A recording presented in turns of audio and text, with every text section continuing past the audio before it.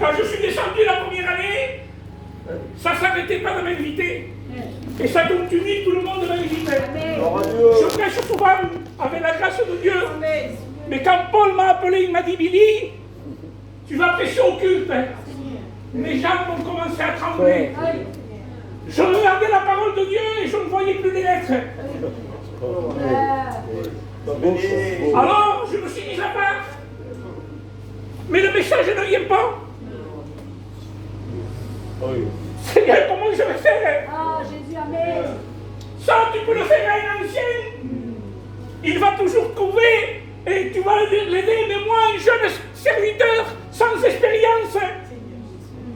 Et j'ai marqué le thème de mon message. Aimez-vous les uns et les autres. Parce qu'on ne peut pas aimer quelqu'un qu'on ne connaît pas. Peut-être qu'il n'y aura pas de direction ce soir dans le message. Mais il y aura une parole qui va toucher votre cœur. Un centenier va s'approcher, il va dire, dis seulement une parole et mon serviteur sera guéri. Alors je dis à Dieu qu'il me donne cette parole afin qu'il pénètre ton cœur. Quand Dieu se présente, Exode 3, verset 14, il dit je suis. Et c'est comme cela qu'il se présente à Moïse.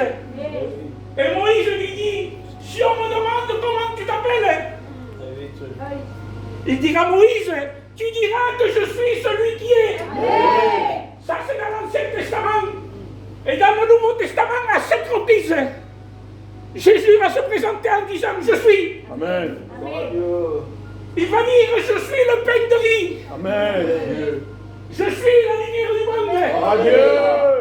Je suis la porte. Je suis la résurrection. Je suis le chemin, la vérité et la vie. Je suis le précepte. Et il va dire je suis le bon berger. Amen. Et il va dire je vais vous préparer une place. Parce que là où moi je vais être, je veux que vous aussi vous y soyez. Alors il veut établir des pasteurs dans les églises.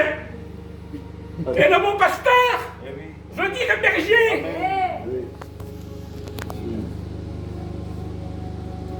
Comme il établit des pasteurs dans l'église, il sait que le pasteur aura plus des affinités, ça n'est pas avec un chrétien qu'avec d'autres. Parce que lui-même, quand il était sur la terre, il avait plus de fidélité avec certains des apôtres. Quand on voyait Jean, on disait voici le disciple que Jésus aime. Quand il partait en mission, il prenait qui? Jean, Jacques et Pierre. Pour ressusciter la fille de Jairus, Jacques, Jean et Pierre. Pour la classification, Jean, Jacques et Pierre. Mais ce qu'il ne veut pas, qu'on fasse des différences. Qu'on a des affinités avec quelqu'un, c'est normal. Il y a des caractères que ça marche bien, des caractères que ça marche mal. Mais il ne veut pas que nous soyons injustes. Allez. Matthieu 7, du verset 12, il dit, j'ai marqué que ça. Tout ce que vous voulez que les hommes fassent pour vous, faites-le de même pour eux. Parce qu'il y a des frères dans l'église que s'ils s'en vont, tout le monde va les chercher. Le pasteur vient le chercher, l'église va le chercher, les frères vont le chercher, tout le monde l'appelle, tout le monde le téléphone. Parce qu'ils estiment ce frère. Mais des fois, des frères s'en vont et personne ne va les voir. Pas une visite, pas un coup de fil, pas un sentiment pour lui. Ils ne vont pas lui dire au pasteur, il faudrait le voir. Il passe de mauvais moments. Ils ne vont pas le voir. Et pourquoi quand il y a des frères et des autres frères, ils vont? C'est une injustice et Dieu ne n'accepte pas l'injustice. Que tu aies des affinités avec des frères, c'est normal et c'est juste. Mais que tu sois injuste, ce n'est pas juste.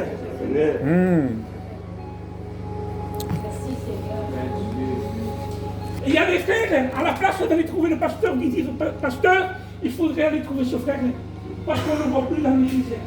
Ils lui disent pas. Et ils y vont eux-mêmes pour en tirer gloire. Ils vont le trouver et s'ils l'amènent à l'église, vous savez ce qu'ils disent? La gloire revient pour eux. C'est moi qui m'en occupe. Le pasteur, il n'y va pas. Mais des fois, le pasteur ne pense pas à tout. Il n'est pas Dieu, il est qu'un simple homme. Et il vient, il dit, c'est moi qui m'en occupe. C'est moi qui l'ai amené. Il veut en tirer la gloire. Que Dieu soit béni.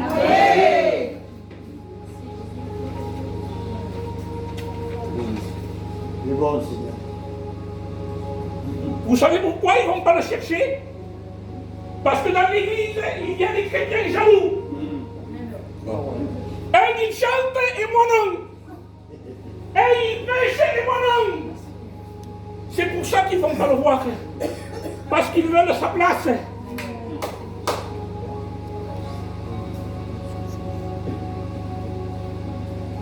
Tire, Billy, tire. Gloire à Dieu. Après, vous savez qu'est-ce qu'on dit?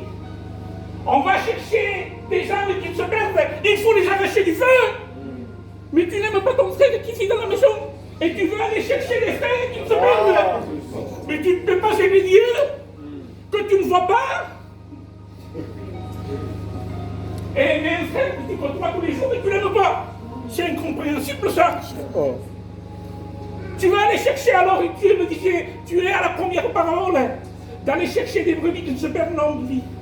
Commence par la troisième parabole, où il y a deux frères qui sont dans le même lieu, qui ont grandi ensemble. Le plus jeune dit à son père, Père, donne-moi la part de mes biens. Et le père distribue la part de ses biens, parce que Dieu ne retient jamais personne. Quand le jeune homme riche s'approche de Jésus, et qu'il lui dit, mon maître, que dois-je faire pour obtenir la vie éternelle? Jésus va lui dire la vérité, et il ne va pas accepter, il va partir tout triste. Et Jésus n'a pas couru pour lui dire, attends, on va s'arranger, tu vas donner juste un petit peu. Il a laissé partir.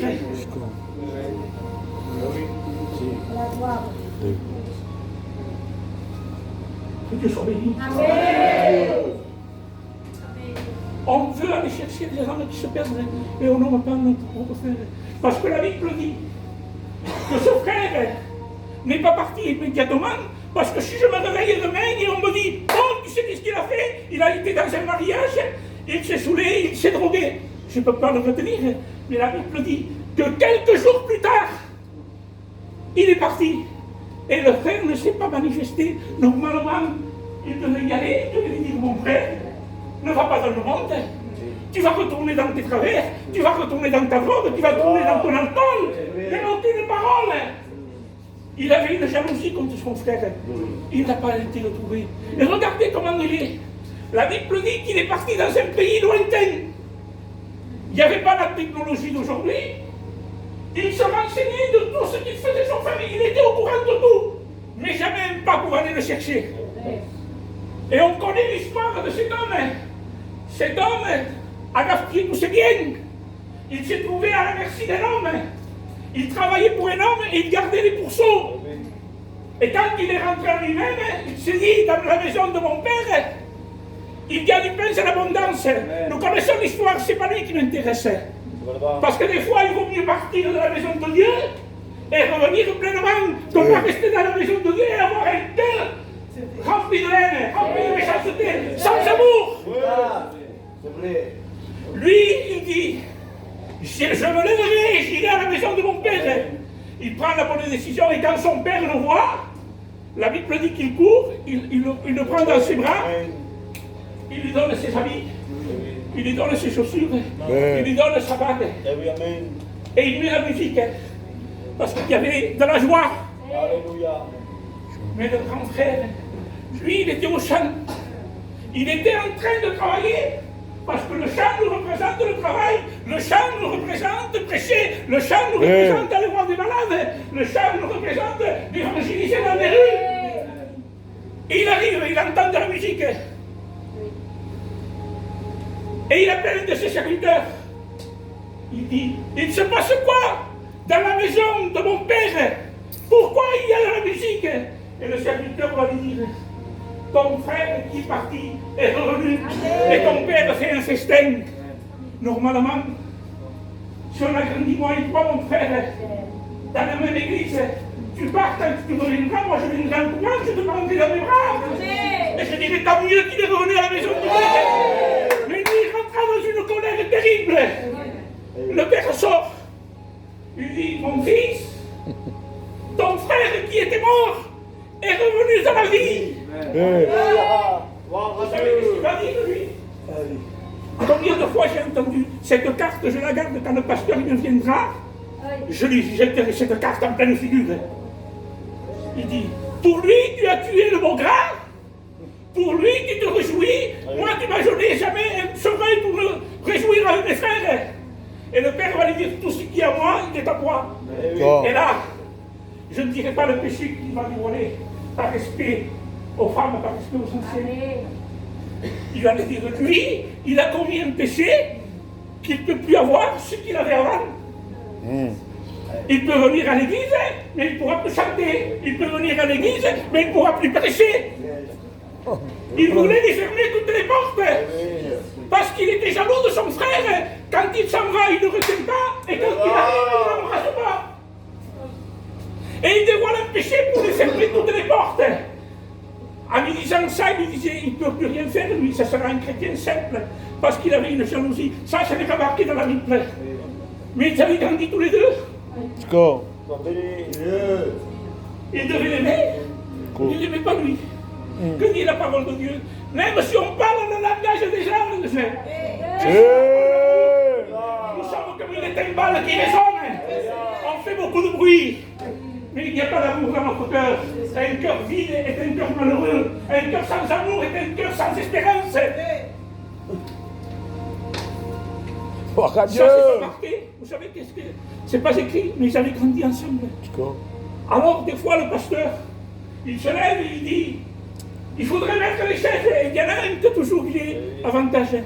Il se lève et il dit, moi, à la place de lui dire, parce qu'il avait de la jalousie, parce que peut-être le pasteur utilise souvent sans s'en apercevoir, il avait de la jalousie.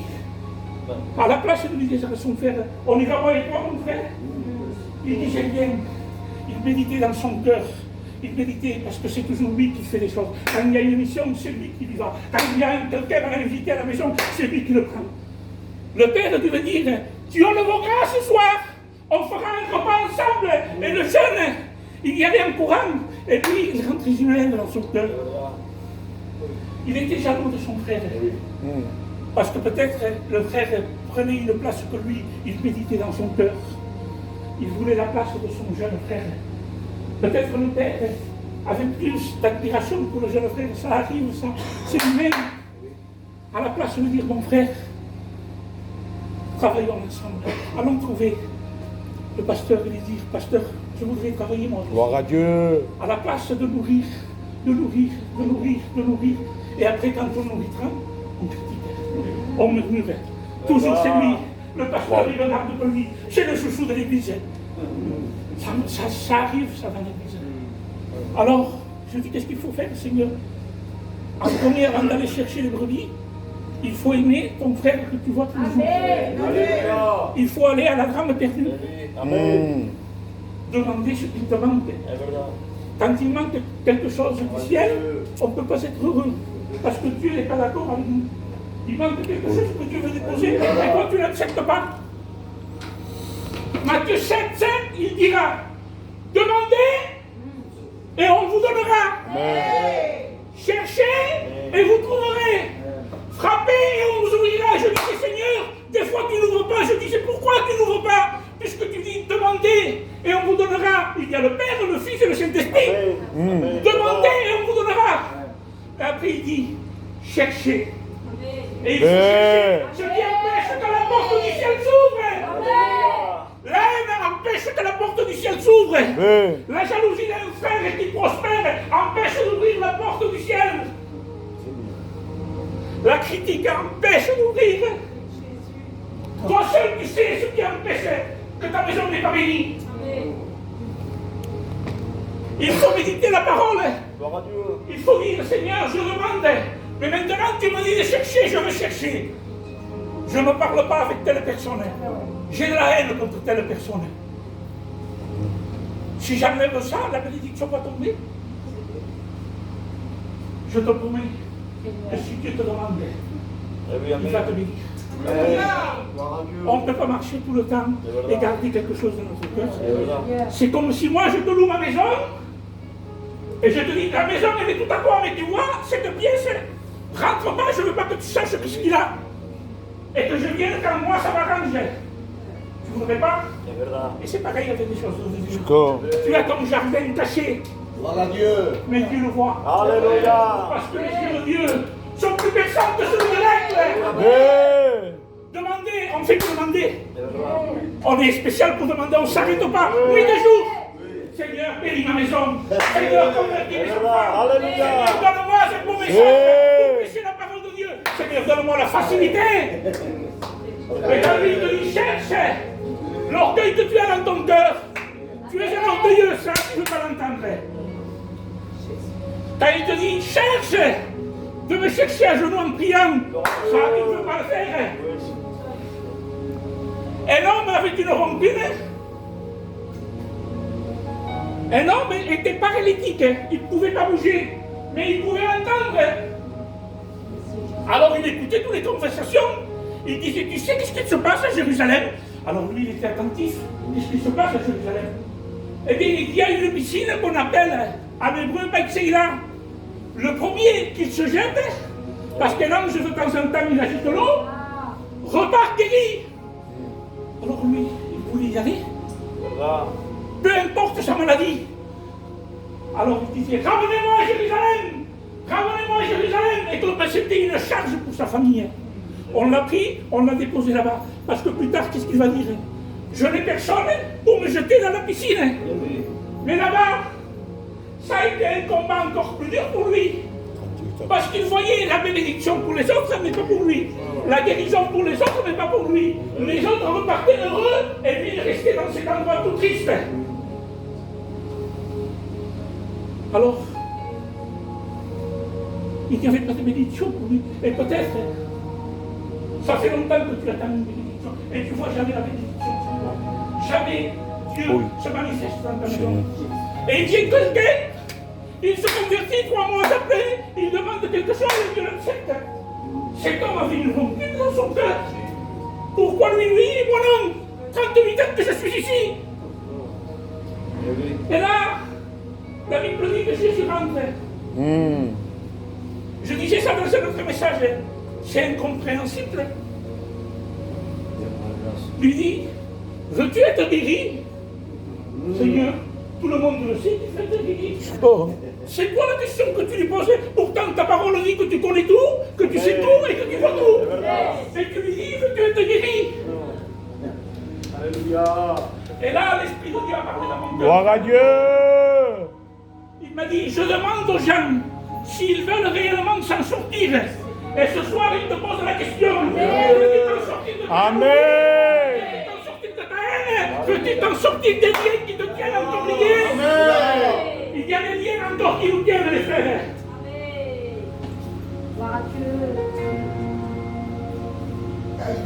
Et cet homme va dire, je n'ai personne. En moins de se dire, mais c'est quoi, par exemple? Et partout, dans toute situation, il n'y a personne qui peut t'en sortir. Ton problème est trop grand. Il y a des problèmes que des fois on ne peut pas parler. Ça m'est déjà arrivé. Tu veux parler à un frère pour le consoler, tu lui expliques ton truc, il t'explique son problème, et ta bouche se laisse fermer. Parce que tu n'as pas de mots à dire. Parce que son problème, aucun humain ne peut l'arranger. Aucune personne ne peut l'arranger. Mais le seul, il a la parole plus. Gloire à Dieu. Changer ta situation pour l'autre qui te vient, il s'appelle Jésus. Il le croit dans sa main. Amen. Sans message. Amen. Il fait ce qu'il veut. Gloire à Dieu.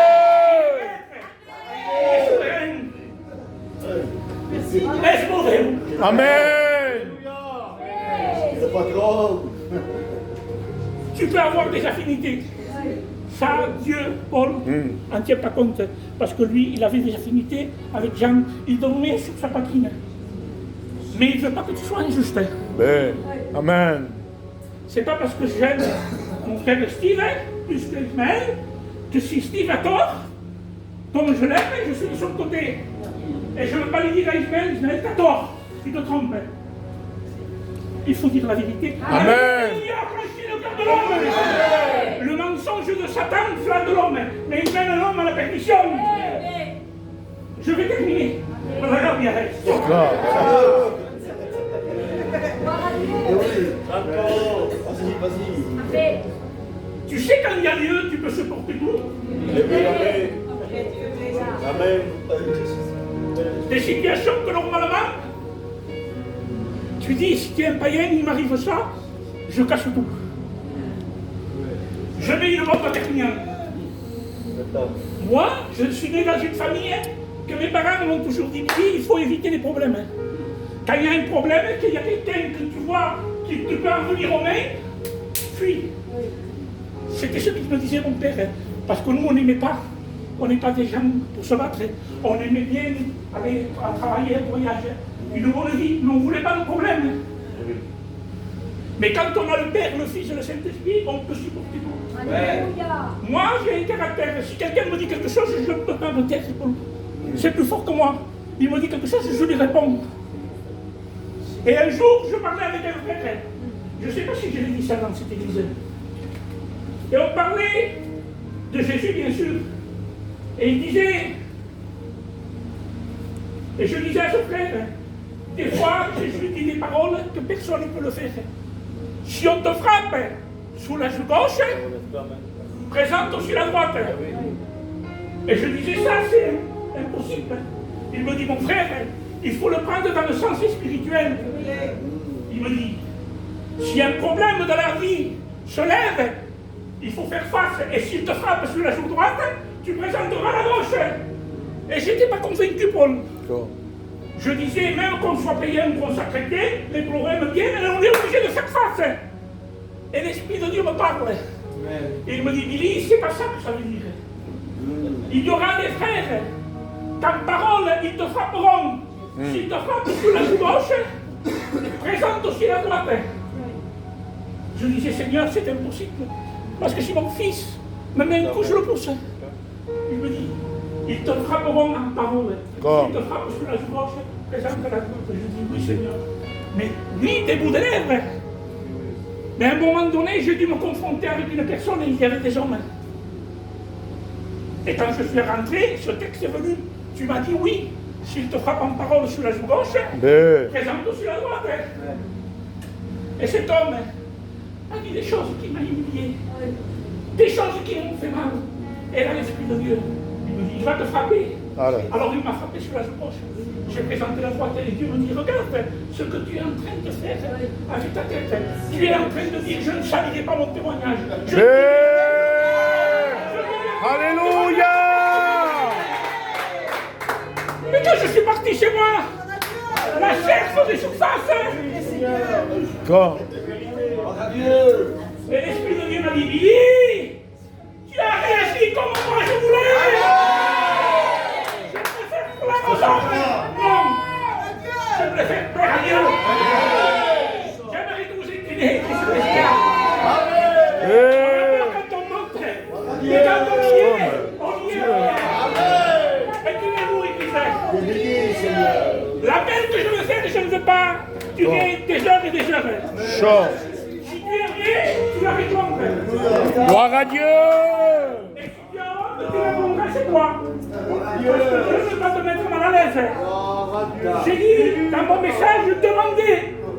Tu demandes, mais maintenant, Dieu te retourne à la question, il te dit cherche. Alors, ma soeur, mon frère, cherche ce qui empêche la bénédiction de tomber sur ta maison. Cherche si c'est la jalousie, si c'est la méchanceté, si c'est la rancune. C'est dur d'avouer ça devant l'église. Mais si tu le fais, je te promets que mon Dieu va te bénir. Je le crois. Alors si tu le crois, que Dieu va exaucer ta prière. À vous d'être Et la miséricorde de mon Dieu descendra. Que Dieu vous bénisse.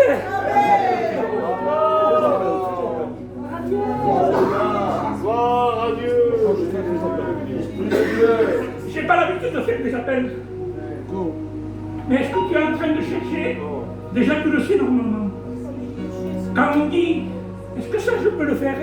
C'est parce qu'il y a un problème. Parce que sinon tu ne te poses pas la question. Hein? Tu sais, quand tu dis est-ce que je peux le faire, c'est parce que tu veux le faire hein? Et tu veux tromper Dieu, mais Dieu ne te le trompe pas. Alléluia. Cherche ce qui empêche la bénédiction. Je veux faire des appels, je serai pour. Je ne veux pas faire des appels longs parce que c'est insister. C'est si comme moi je viens et je te lève le bras. Ça ne marchera pas. Mon frère, ma soeur, c'est quoi qui empêche la bénédiction? C'est quoi quand tu demandes, tu ne cherches pas, alors la porte reste fermée. Mais ce soir, Dieu veut ouvrir la porte pour te bénir. Est-ce que tu veux être béni? Alléluia. Amen. Lève la main. Sois béni, Si Seigneur. le message t'a interpellé, lève ta main. Gloire à Dieu. Dieu veut que tu lèves ta main, que tu avoues, et il va te bénir. Il te donnera la prière que tu fais, que ça fait longtemps que tu pries et que tu ne vois jamais la main de Dieu parce que tu gardes ce qui ne va pas dans ton cœur. Tu le sais que c'est ça qui met la discorde dans ta vie. Tu n'es pas heureux. Parce que quand on joue et qu'on garde quelque chose, Dieu ne peut pas vous bénir. Parce que s'il te bénit, c'est de te dire que je suis d'accord de la manière que tu vis. Je suis d'accord que tu vives avec ta jalousie. Je suis d'accord que tu vives avec ta rancune. Je suis d'accord que tu vives dans ton travers, dans ton péché. Alors ce soir, je fais cette dernière appel. Peut-être que tu as honte, tu peux le faire dans ta maison, mais ce serait bien que tu le fasses. Ça serait un acte de foi. Alléluia. Parce que la Bible dit à Jésus, si vous avez honte de moi, C'est verdad. moi j'aurai honte de vous. Eh oui. Que celui qui se sent concerné par ce message lève sa main. Gloire à Dieu. Alléluia.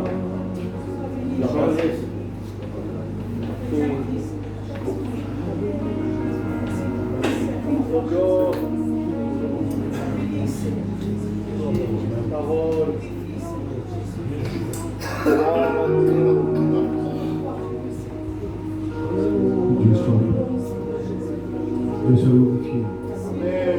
Ce soir, il faut faire comme cette femme qui va chercher la trame qu'elle a perdue dans sa Gloire à maison. Dieu. Il faut regarder l'état de nos cœurs. Moi, le premier. Amen. Je me suis posé la question, j'étais assis, je réfléchissais au message de Béni. J'ai dit, Seigneur, pourquoi cette femme cherche la trame alors qu'elle en a 9 déjà? L'esprit me disait, on peut avoir le 9 d'or. Vous savez ce que ça représente la 10e drame? L'amour. Gloire à Dieu. On peut avoir le 9 d'or.